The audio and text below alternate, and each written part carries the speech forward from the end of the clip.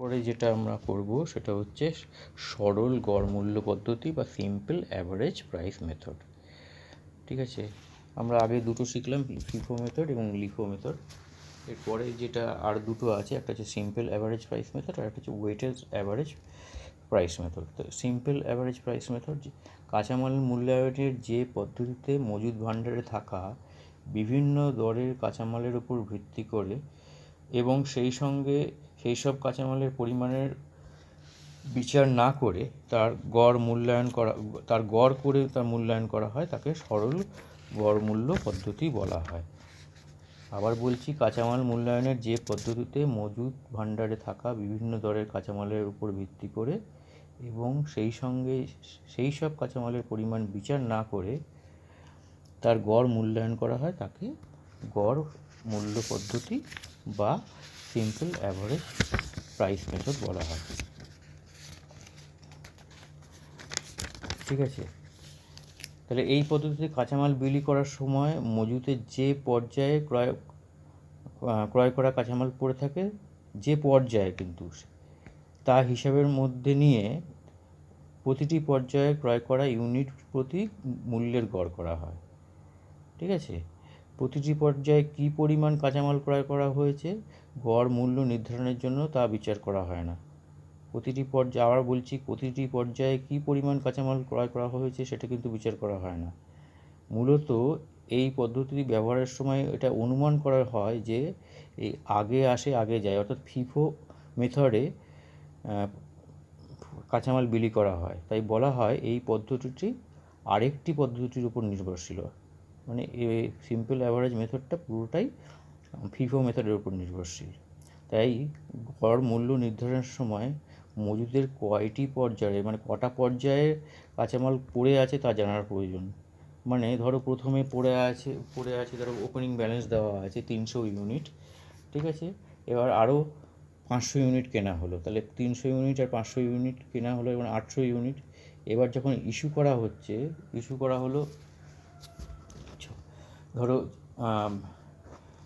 400 unit, তাহলে 400 unit issue করা হলো, তাহলে প্রথমের 300 কিন্তু এটার মধ্যে চলে গেল তো পরেরটার থেকে 100 গেল। এটা তো কিন্তু ফিফো মেথডে করেছিলাম। তাহলে ওখানে কি আছে, 300 ইউনিট ধরো কেনা হয়েছে 10 টাকা দরে, আর পরে 500 ইউনিট কেনা হয়েছে 12 টাকা ধরে। তাহলে এক্ষেত্রে অ্যাভারেজটা হবে, মানে প্রাইসের যে রেটটা হবে 10 প্লাস 12 ডিভাইড বাই 2। ঠিক আছে, আচ্ছা, আমরা অঙ্ক করতে করতে আবার ভালো করে বলবো। তাহলে এখানে বিলি করা কাঁচামালের ইউনিট প্রতি মূল্য হচ্ছে মজুতে থাকা বিভিন্ন পর্যায়ে ক্রয় করা ইউনিট প্রতি ক্রয় মূল্যের যোগফল ডিভাইডেড বাই বিভিন্ন পর্যায়ে ক্রয় করার সংখ্যা। ঠিক আছে, আচ্ছা, এই পদ্ধতিটি কখন প্রয়োগ করা যায়? এই পদ্ধতিটি হচ্ছে যখন প্রতিটি পর্যায়ে একই পরিমাণ কাঁচামাল ক্রয় করা হয়। হ্যাঁ, 2 নম্বর হচ্ছে যখন কাঁচামালের বাজার মূল্য ঘন ঘন ওঠানামা করে না, অর্থাৎ বাজার মূল্যে এক জায়গায় স্থির থাকে, তখন এই পদ্ধতি বেশি উপযুক্ত। যখন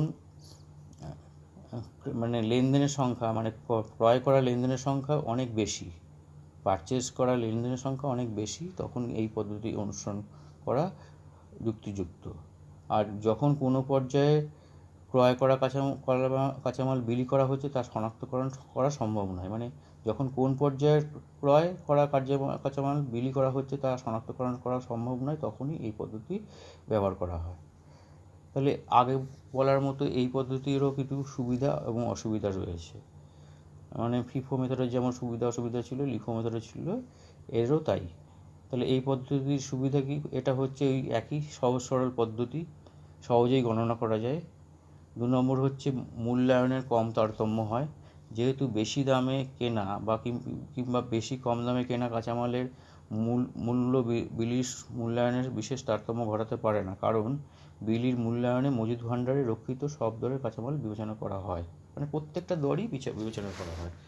ঠিক আছে, আর 3 নম্বর হচ্ছে সঠিক মূল্য নির্ধারণ করা সম্ভব হয়, যখন প্রতিটি পর্যায়ে ক্রয় করা ইউনিট প্রতি কাঁচামালের মূল্যের খুব একটা পার্থক্য থাকে না, তখন এই পদ্ধতিতে নির্ধারণ করা বিলি করা কাঁচামালের মূল্য এবং মজুদের মূল্য সঠিকভাবে নির্ধারিত হয়। অসুবিধা আছে। অসুবিধা হচ্ছে মানে এমনি সরল বলছি, নামে সরল, কিন্তু অতটা সরল নয়। কারণ বিশেষ করে যখন একসঙ্গে অনেক দরের কাঁচামাল মজুদ ভাণ্ডারে থাকে, তখন ওই মানে শেষের দিকে এগুলো ক্লোজিং স্টক যেটা, সেটার কিন্তু ভ্যালুয়েশন করা খুবই জটিল আকার ধারণ করে। তাই কাঁচামাল বিলির এই পদ্ধতি অনুসরণ করা হলে অনেকগুলো অসুবিধা হয়। অসুবিধা কী কী? আমি প্রথমটা বলছি প্রকৃত ব্যয় নির্ধারণের সমস্যা। মানে কাঁচামাল বিলির মূল্যায়নের এই পদ্ধতি অবলম্বন করা হলে কখনোই প্রকৃত ব্যয় নির্ধারণ করা সম্ভব হয় না। 2 নম্বর, সমাপ্তি মজুদ যাচাই। যেহেতু নির্দিষ্ট দরে কাঁচামালের নির্দিষ্টকরণ বা চিহ্নিতকরণের বিষয়টি এই পদ্ধতি গ্রহণের ফলে আর করা যায় না, ফলে সমাপ্তি মজুদ কাঁচামাল অর্থাৎ ক্লোজিং স্টকের ভ্যালুয়েশন যেটা করতে গিয়ে বাস্তব অস্তিত্ব যাচাইয়ের বিষয়ে অসুবিধা হয়। আচ্ছা, 3 নম্বর হচ্ছে কাঁচামালের পরিমাণ। এই পদ্ধতিতে শুধুমাত্র কাঁচামালের দরই বিবেচনা করা হয়, কাঁচামালের পরিমাণ আদৌ বিচার বিবেচনা করা হয় না। ফলে কাঁচামাল বিলির বাস্তবসম্মত মূল্যায়ন এক্ষেত্রে সম্ভব হয় না। তারপরে হচ্ছে মূল্য যাচাইয়ের সমস্যা। মজুদ পণ্যের মূল্য যাচাই করা সম্ভব হয় না, কারণ এখানে গড় মূল্যে মজুদ পণ্য মূল্য নির্ধারণ করা হয়।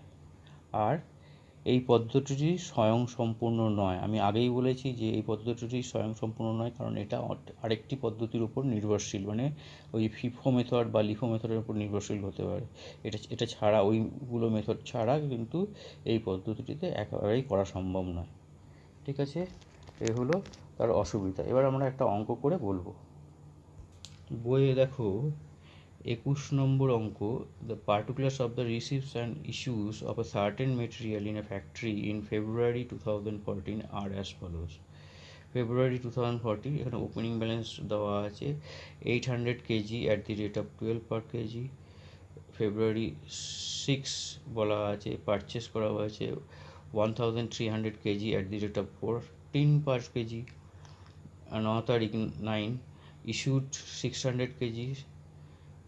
ফেব্রুয়ারি 16 বলা আছে purchase 1000 KG at the rate of 16 per KG. February 22 বলা হয়েছে ইস্যুড 1500 কেজি। ফেব্রুয়ারি 25 বলা হয়েছে ইস্যুড 600 কেজি। আর 28 বলা আছে শর্টেজ। শর্টেজ সম্বন্ধে আমি আগের দিনই বলেছিলাম, শর্টেজ মানে হচ্ছে ইস্যু করা, মানে যেখানে মাল শর্ট পড়েছে সেখানে নতুন করে মাল পাঠাতে হয়, তাহলে এটা ইস্যু করা হয়। এখানে বলেছে 50 কেজি।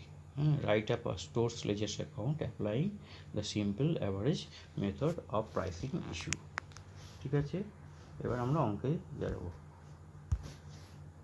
এবার দেখো আমরা 21 নম্বর অঙ্কটা করব, স্টোরস লেজার অ্যাকাউন্ট।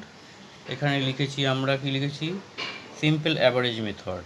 ঠিক আছে, এদিকটায় লেখা হয়নি, এটা লিখবো আমরা, কি লিখবো এখানে, ম্যাক্সিমাম লেভেল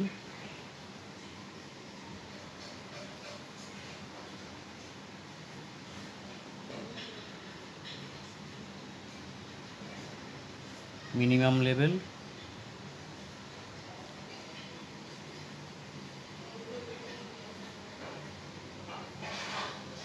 আর রিঅর্ডার লেভেল। ঠিক আছে, আচ্ছা, অন্যান্য মেথড মানে আগে যেটা লিফো এবং তার আগে ফিফো করানো হয়েছিল, সেখানে কিন্তু একরকম করা হয়েছিল, এখানে কিন্তু অ্যাভারেজ করতে হবে। অ্যাভারেজ মানে আমরা বলছি, প্রথমে দেখো অঙ্কটায় বলা আছে যে ওপেনিং ব্যালেন্স 800 কেজি 12 টাকা। এখানে আমরা কিন্তু ইউনিটের ঘরে কোয়ান্টিটি যেখানে লিখেছি সেখানে কিন্তু ইউনিট বলে দেওয়া আছে, তাহলে আমরা কেজি লিখেছি। ঠিক আছে, তোমরাও কেজি লিখবে, ইউনিট বলে লিখবে না।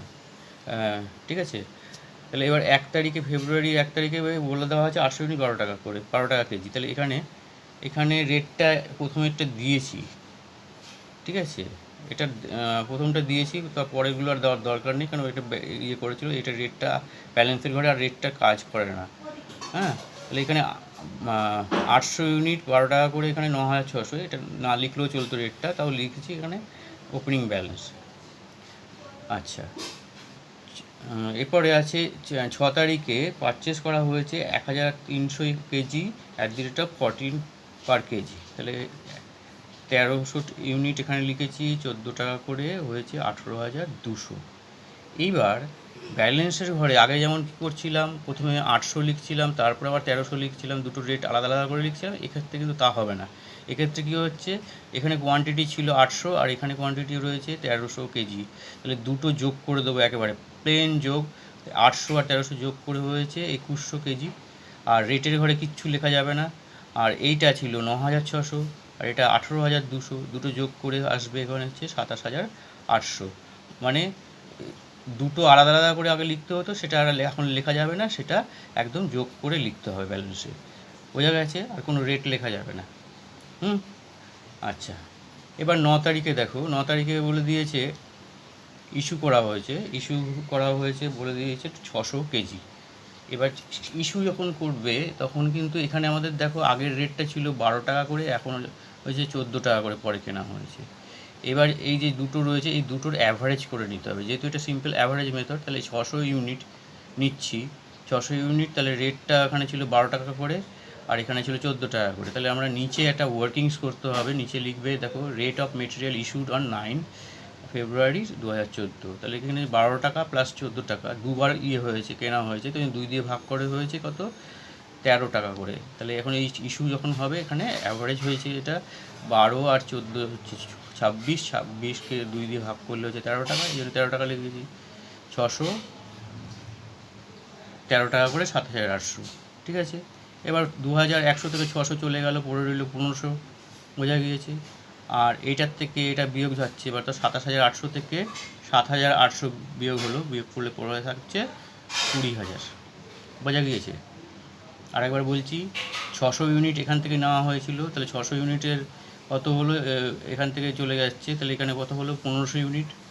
আর এখানে ছিল 27,800, তার থেকে 7,800 চলে গেল, চলে যাচ্ছে 20 টাকা ইউনিট। রেটটা কিন্তু আর কিছু লেখা যাবে না। এরপরে 16 তারিখে দেখো পারচেস করা হয়েছে, 1000 ইউনিট 16 টাকা করে, তাহলে 1000 ইন্টু 16,000 টাকা লিখেছি। এখানে 1500 ছিল ব্যালেন্সের ঘরে, আর এখন 1000 কিনলাম, তাহলে 1500 আর 1000 2500, 20,000 ছিল অ্যামাউন্টের ঘরে, আর এখন 16,000 এসছে, তাহলে এখানে 36,000 লিখেছি, ঠিক আছে। এইবার 22 তারিখে আবার ইস্যু হয়েছে, 22 থেকে ইস্যু হয়েছে। এইবার এখানে খেয়াল রাখতে হবে, এই সিম্পল অ্যাভারেজ মেথড আমি একটু আগে যখন যা বললাম, এই সিম্পল অ্যাভারেজ মেথড কিন্তু নিজে স্বয়ংসম্পূর্ণ নয়, এটা নির্ভর করে ফিফো মেথড বা লিফো মেথডের মধ্যে। ফিফো মেথডের উপরে নির্ভর করে, এটা বলেছিলাম।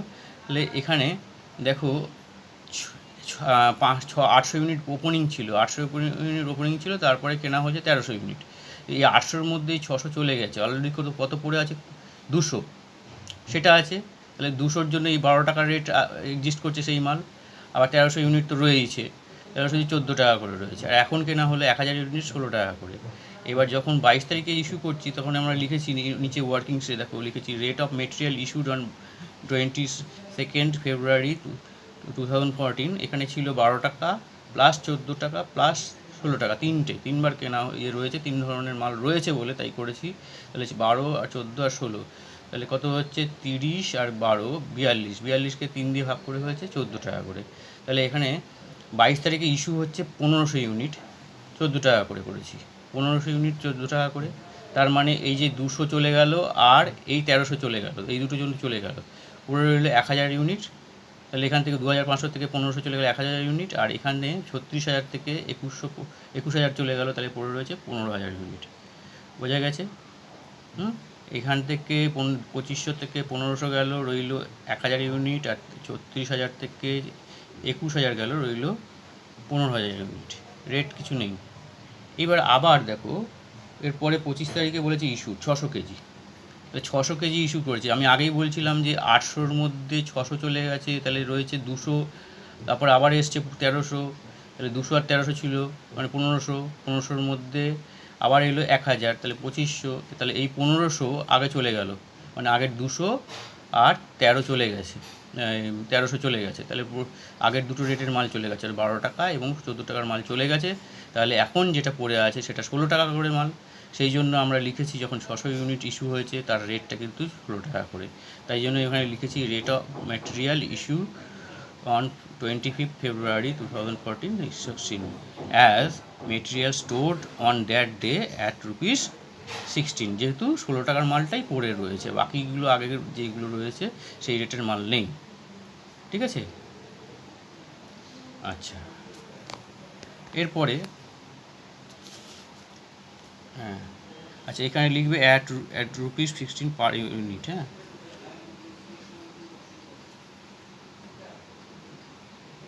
পার ইউনিট মানে পার কেজি এখানে রয়েছে।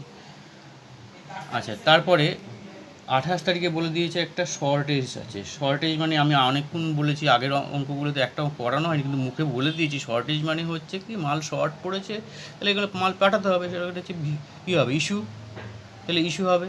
তাহলে ইস্যু করেছি 50 টাকার 50টা ইউনিট মানে 50 কেজি মাল। এখানে 16 টাকা করে মাল পড়ে আছে, তাই জন্য 16 টাকা করে রয়েছে। 50 × 16 মানে 400, তাহলে 400 এখানে আগে ছিল কত, এখানে 1000 ছিল, 1000 থেকে 600 চলে গেল, পড়ে রয়েছে 400, আর 15,000 থেকে 9,600 চলে গেল, পড়ে আছে 5,400। বোঝা গেছে? তাহলে এবার 400 পড়ে রয়েছে, 400 থেকে 50 চলে করলো, 50 গেলে 350 পড়ে রয়েছে, আর 5,400 থেকে 800 টাকা মাইনাস করলে কোথাও হয়েছে 4,600। এটা এখানে লিখতে হবে কমেন্ট রিমার্কসের ঘরে, শর্টেজ যেহেতু শর্টেজ লিখতে হবে। অ্যান্ড এখানেই শেষ হয়ে যাচ্ছে অঙ্কটা, এই জন্য and value of closing stock. বোঝা গেছে? যেহেতু একই শেষ লাইনেই বলা আছে শর্টেজটা, আর পরে আর অঙ্ক করার স্কোপ নেই, অন্য থাকলে তাহলে অন্যরকম লিখতাম। এখানে দেওয়া আছে, তাহলে এখানে লিখেছি shortage and value of closing stock. বুঝতে পেরেছো? এই মেথডটা শুধু খেয়াল রাখতে হবে, যখন ইস্যু করবে সেখানে আগেরগুলো এডজাস্ট হচ্ছে কিনা, আগের যে মালগুলো কেনা হয়েছে সেগুলো এডজাস্ট হচ্ছে কিনা, মানে পুরোটা শেষ হয়ে গেছে কিনা।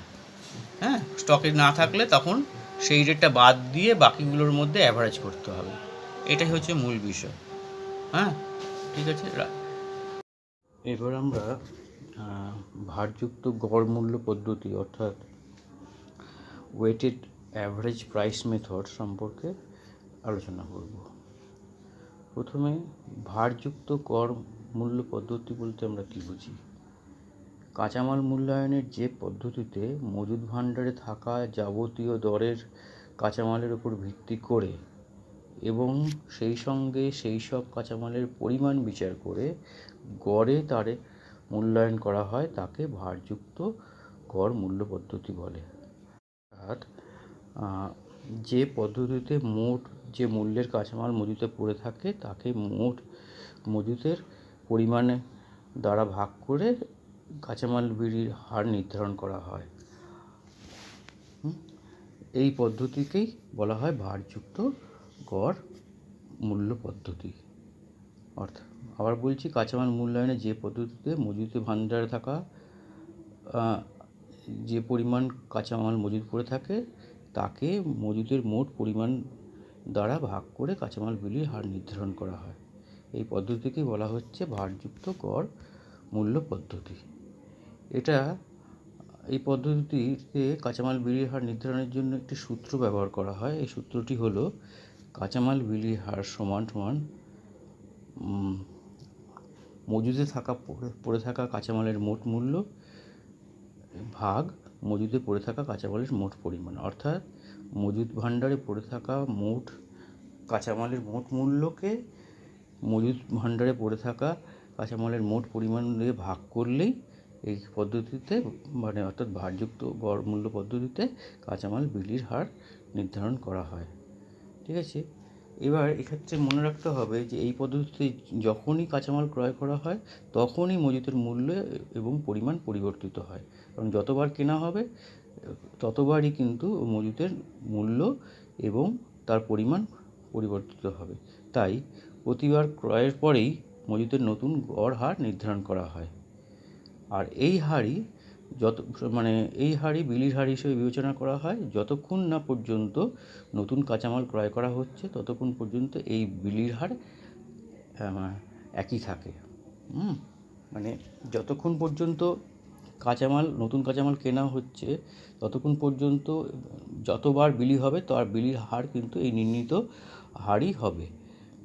যখনই নতুন করে কাঁচামাল কেনা হবে তখন কাঁচামাল কেনার সঙ্গে সঙ্গে কাঁচামালের পরিমাণও বাড়বে এবং কাঁচামালের মজুদ পরিমাণ যেটা আছে মোট মূল্য সেটাও বাড়বে এবং মোট পরিমাণও বাড়বে। তাই জন্য সেই মজুদের নতুন গড় হার নির্ধারণ করা হয়। বোঝা গেছে? আচ্ছা, কোন কোন ক্ষেত্রে এই পদ্ধতিতে প্রয়োগ করা উপযুক্ত, অর্থাৎ ওয়েটেড অ্যাভারেজ মেথড কোন কোন জায়গায় আমরা ব্যবহার করব, এটাও 3টি ক্ষেত্রে সাধারণত এই পদ্ধতি ব্যবহার করা উপযুক্ত মনে করা হয়। প্রথম ক্ষেত্রে যখন বিভিন্ন পর্যায়ে ক্রয় করা কাঁচামালের পরিমাণ এক হয় না, মানে যতবার কাঁচামাল কেনা হচ্ছে তার পরিমাণ একই নয়। 2 নম্বর হচ্ছে যখন ক্রয়মূল্য ঘন ঘন ওঠানামা করতে থাকে, অর্থাৎ ক্রয়মূল্য একবার বাড়ে আবার কমে, বাড়ে কমে, এরকম যখন হয় তখন এই পদ্ধতি উপযুক্ত। আর যখন প্রতি পর্যায়ে ক্রয় করা কাঁচামালের শনাক্তকরণ সম্ভব হয় না। ঠিক আছে, এই তিনখানা ক্ষেত্রেই এই ওয়েটেড অ্যাভারেজ মেথড ফলো করা উপযুক্ত।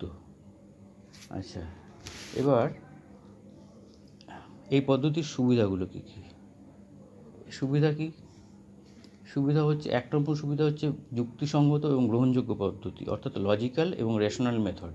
কাঁচামাল বিলির মূল্যায়নের এই পদ্ধতিটি হচ্ছে যথেষ্ট যুক্তিসঙ্গত এবং গ্রহণযোগ্য পদ্ধতি, কারণ এই পদ্ধতিতে কাঁচামালের সম্পূর্ণ মূল্যই উৎপাদন ব্যয়ের অন্তর্ভুক্ত করা হয়। 2 নম্বর, পরিমাণ ও দর উভয়ই বিবেচনা, considers both price and quantity. এই পদ্ধতিতে বিলি হওয়া কাঁচামালের মূল্য নির্ধারণের কৃত পণ্যের দর এবং পরিমাণ উভয়ই বিবেচনা করা হয়, ফলে কাঁচামাল মূল্যায়নের উৎকৃষ্ট পদ্ধতি হিসেবে এই পদ্ধতি বিবেচিত হয়। 3 নম্বর, বারবার হার নির্ধারণের প্রয়োজন হয় না, মানে repeated calculation of rate not required, মানে প্রতিবার কাঁচামাল বিলি করার সময় বিলির হার নির্ধারণের প্রয়োজন হয় না।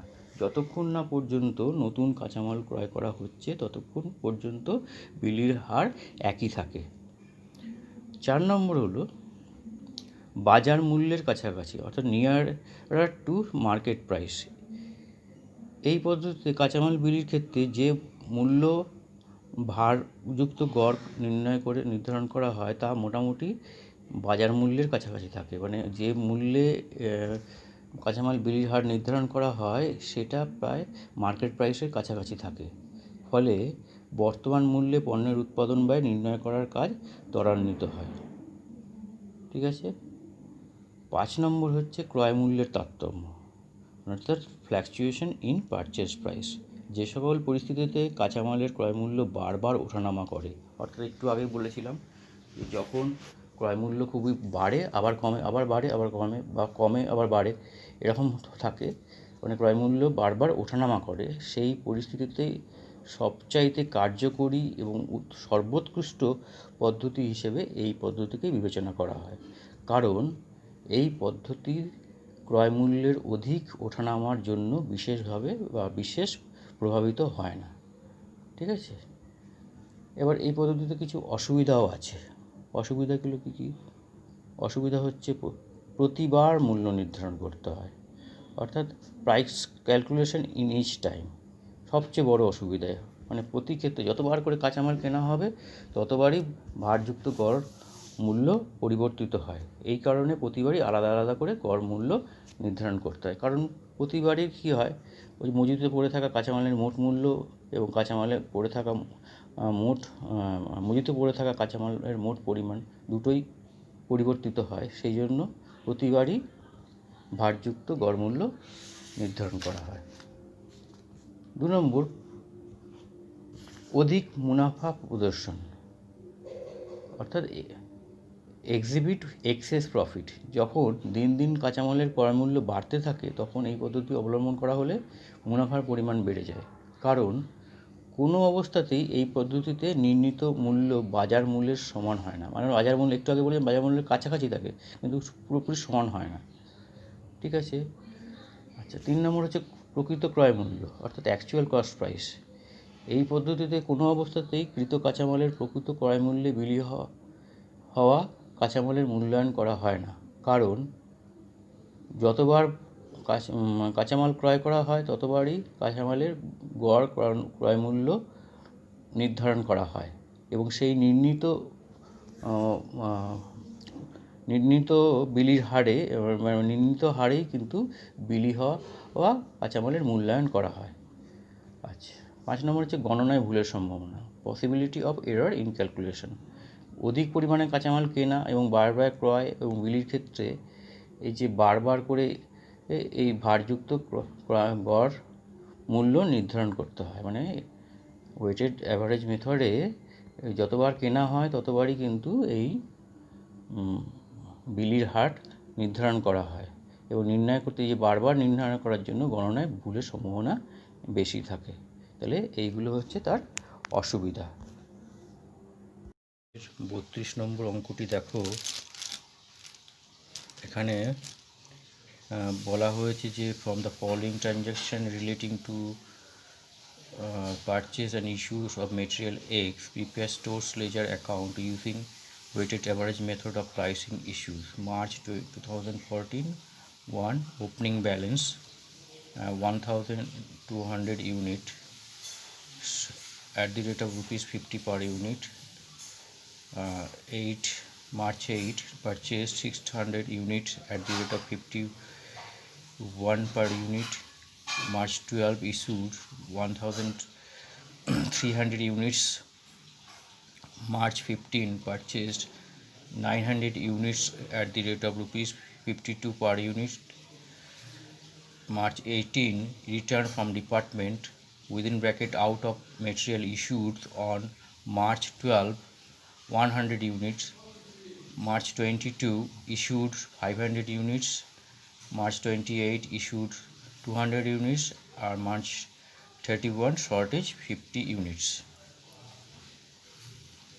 তো এইখানে অঙ্কটা বলা আছে, তাহলে এখানে ওয়েটেড অ্যাভারেজ করব। ওয়েটেড অ্যাভারেজের মতো যেরকম লিখতে হয় সেই একই ছক, স্টোরস লেজার অ্যাকাউন্ট, এখানে লিখেছি ওয়েটেড অ্যাভারেজ মেথড।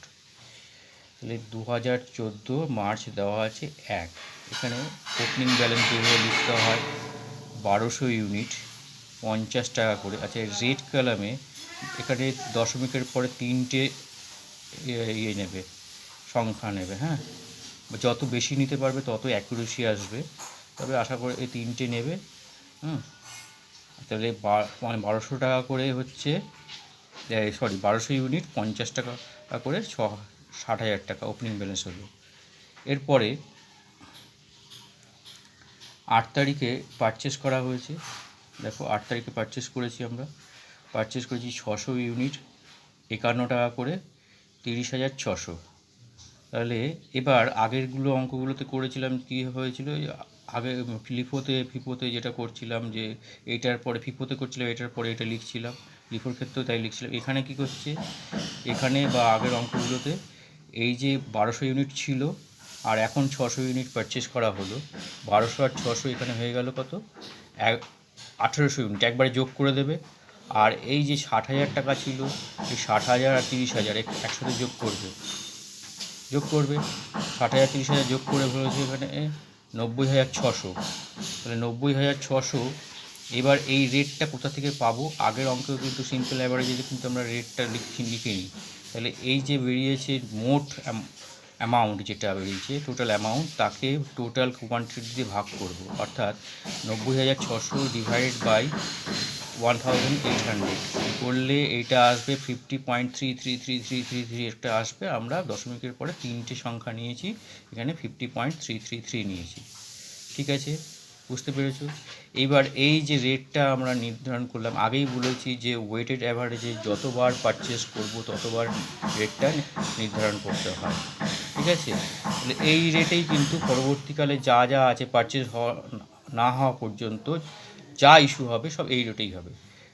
ঠিক আছে, 8 তারিখের পরের ডেটেই দেওয়া আছে, দেখো 12 তারিখে বলেছে 1300 ইউনিট ইস্যু করা হয়েছে, 1300 ইউনিট ইস্যু করা হচ্ছে। তাহলে রেট কী হবে, এই যে রেটটা আমরা ডিটারমাইন করেছি আগে থেকে, এই রেটটা সেখানে চলে এলো। তো 1300 ইন্টু 50.333 করে আসবে এখানে 65,433। তাহলে পড়ে থাকবে কত, 1800 থেকে 1300 গেল, কত পড়ে রইল 500 ইউনিট, রেটটা ওইটাই থাকবে 50.333, হ্যাঁ, এটা হচ্ছে তাহলে গুণ করলে হচ্ছে 25,167, ঠিক আছে। এরপরে 15 তারিখে দেখো আবার পারচেস করা হয়েছে, পারচেস করেছে 900 ইউনিট 52 টাকা করে, 900 ইন্টু 52 করলে হয় 46,800, তাহলে এখানে ছিল 500 ইউনিট আর এই 900 যোগ হলো 1400 ইউনিট হলো, আর এখানে ছিল 25,167, তার সঙ্গে 46,800 যোগ হয়ে গেলো 71,967, ঠিক আছে। এবার রেটটা কী করবো, এই যে 71,967 বেরোলো তাকে 1400 দিয়ে ভাগ করবো, ভাগ করলে বেরোবে এই ইউনিটটা, এই যে রেটটা ডিটারমাইন করছি 51.405, ঠিক আছে। এবার এই যে ডিটারমাইন করলাম, পরের ডেটে দেওয়া বলা আছে দেখো, return from department out of material issued on March 12, department থেকে রিটার্ন এসছে যেটা 12 তারিখে ইস্যু করা হয়েছিল, 12 তারিখে ইস্যু করা ছিল, ইস্যু রেট ছিল দেখো 50.333, তাহলে এই রেটে ইস্যু করেছিলাম, যখন ফেরত আসছে তাহলে আমাদের রিসিভে লিখতে হবে, রিসিভে লিখলাম কত 100 ইউনিট 50.333, তাহলে এটা গুণ করলে হচ্ছে 5,033, ঠিক আছে। আর এখানে 1400 ছিল, 1400 থেকে 100 বাদ গেল 1500 ইউনিট, রেটটা এটাই আছে, গুণ করলে হচ্ছে 77,000 বেরিয়েছে, হ্যাঁ, এখানে লিখতে হবে রিটার্ন ফ্রম ডিপার্টমেন্ট। এরপরে 22 তারিখে দেখো ইস্যু করা হয়েছে, রেট তো বেরিয়ে গেছে আমাদের একই রেটে, এইভাবে 500 ইউনিট ইস্যু করবো, এই টাকাটা বেরোবে, বেরিয়েছে 51 এইটাই বেরিয়েছে, এবং 1500 থেকে 500 বাদ দিলে হচ্ছে 1000 ইউনিট, রেট এটাই আছে, গুণ করলে এটা বেরিয়েছে। এরপরে 28 তারিখেও একই বলেছে, ইস্যু করেছে, তাহলে যতক্ষণ না পারচেস করছি রেট চেঞ্জ হবে না, তাহলে একই রেট 200 ইউনিট 51.333, এটা হচ্ছে 10,267, পড়ে থাকবে 1000 থেকে 200 গেল, পড়ে থাকবে কত 800 ইউনিট, তাহলে রেট একই আছে 51.333, গুণ করে বেরিয়েছে 41,066, ঠিক আছে। এইবার 31 মার্চে বলা আছে শর্টেজ, আমরা শর্টেজ হলে কী করি, শর্টেজ হলে মাল আবার ইস্যু করি, তো শর্টেজ হয়েছে এখানে আবার ইস্যু করেছি, রেট একই আছে, ওই একই থাকবে, হয়েছে 2,566, পড়ে রইল কত 800 থেকে 50 চলে গেল, তাহলে পড়ে রইল 750 ইউনিট, এই 750 ইউনিট হচ্ছে 51.333, ঠিক আছে, তাহলে পড়ে রইল হচ্ছে 38,499, এটাই হচ্ছে এখানে লিখতে হবে shortage and value of closing stock. আশা করি বোঝা গেছে। এই অঙ্কগুলো খুবই সহজ, কিন্তু একটু মনে রাখতে হবে যে এই যে দশমিকের পরে যতগুলো সংখ্যা নিতে পারবো আমরা তত অ্যাকুরেসি আসবে, আর দশমিকের পরে যদি কম সংখ্যা নিই তাহলে উত্তরের সাথে ভ্যারি করবে, অঙ্ক ঠিকই থাকবে কিন্তু উত্তরের সাথে নাও মিলতে পারে, ঠিক আছে।